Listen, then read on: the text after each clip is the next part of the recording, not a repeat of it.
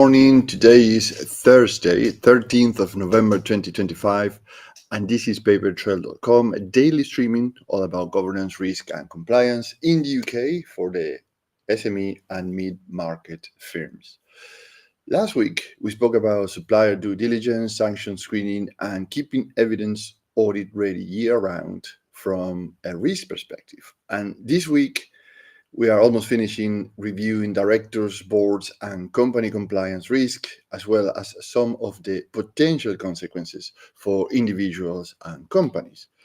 And today's topic is the 10% trap, the competition and consumer law fines explained. So I'm going to go through three main problems. There are a few acronyms. Don't worry about them. I'm going to explain them through the streaming.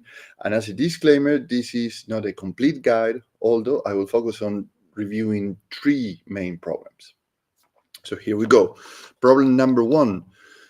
The Competition and Markets Authority now has powers across competition and consumer law under the 2024 Digital Markets Competition and Consumers Act. So pretty much they bridge one to the other. This is problem number two. Fines up to 10% of the global turnover apply for breaches, plus daily penalties. And you say, well, daily penalties, how much is that? A daily penalty is up to 5% of the business daily worldwide turnover and can be applied for each day that non-compliance continues. And problem number three is that the usual, we didn't know, is not a defense. The senior management can be disqualified for, and listen to this, cartel or mis-selling offenses. So it sounds harsh, but this is a reality. So, and where's the big problem here? I didn't know. Always is about the evidence. So nothing better than a metaphor to get a picture faster. So imagine a competition law like a white lines on a motorway. If you cross them at speed, everyone pays for the crash, right? So here are 3 points to consider to solve these problems. Number one, review all pricing, rebates, and exclusivity agreements and maintain a competition law policy. Number two is train sales and marketing staff on claims. The competition market authorities now acts on misleading ads. And number three, this is a pitfall that is very common, is sharing information at trade events. The Competition Market Authority treats it as evidence of collusion. And collusion evidence refers to a direct or a circumstantial proof that companies have secretly agreed to fix prices, rig bids, or allocate markets rather than competing fairly.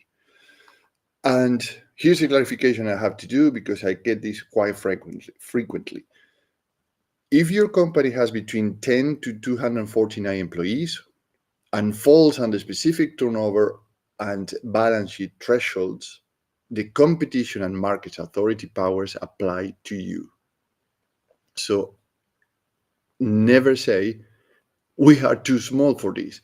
And this is quite frequent, particularly for SMEs and mid-market companies in UK, which I just described what according to gov.uk is what they consider SME and mid-market companies.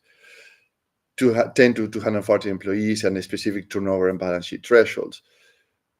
This type of company, they don't have a dedicated team or officials or personnel within the company to run these compliance requirements.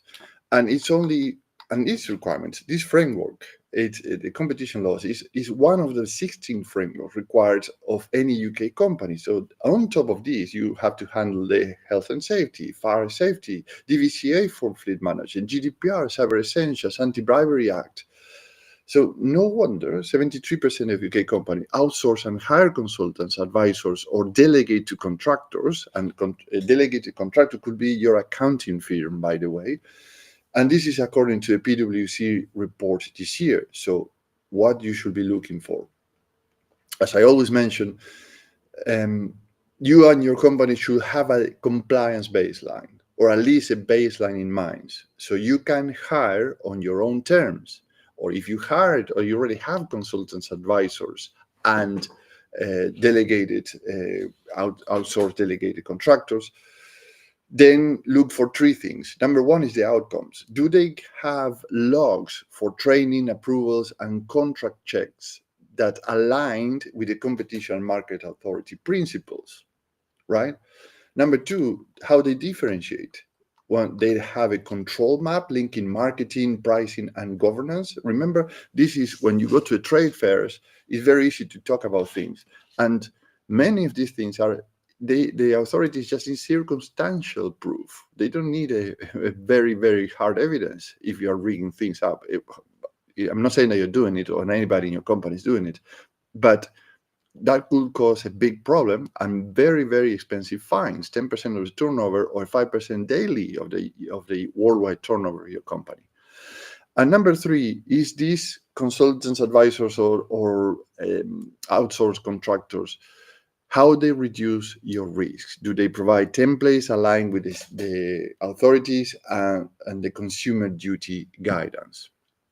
So one thing that you can do today is review one supplier agreement today, just for out of curiosity. Just check if they confirm exclusivity clauses are documented and justified, or if they have it or not, and make sure that all this documentation have traceability, which is a requirement, which are the controls, and which is the evidence, right? And the evidence will come into the clauses of the agreement.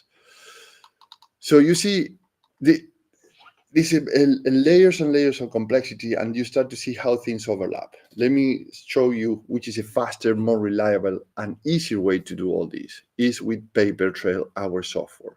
You get your company's GDPR, Cyber Essentials, HR compliance, Ministry of Justice, Bribery Act, Economic Crime Laws, Competition and Markets Authority, which are speaking right now, the HMRC guidance for compliance, plus all the other 16 with the risk analysis and ISO standard requirements in one place, with reusable supplier dossiers mapped to the Information Commissioner Office, to the National Cybersecurity Center, and the Office Financial Sanctions Implementation. So ready to demonstrate risk and evidence, right? Remember that we said always is requirements, controls, and evidence. So why this is perfect for UK and SMEs and mid-markets? Because you use the same control library for all of them, the health and safety, GDPR, DVCA, Cyber Essentials, EPR for packaging. So there's no double entry. This is reducing the overlap by 60% and your costs by 80%. It's all in one place. It's a continued gap analysis. So whatever is missing somewhere, you can find it and it will show you where is that. It's a clear view of what is done, what is missing, and who is responsible to fix that or to provide the compliance requirement evidence or documentation before any assurance, inspections, and reports or audits hits you, right? So you are compliant all year round with proof. So do it once, do it properly, and move on to the things that are more interesting to you, that I'm guessing will be grow your company and be more profitable. And reducing costs in overlaps and duplication also increase your balance sheet.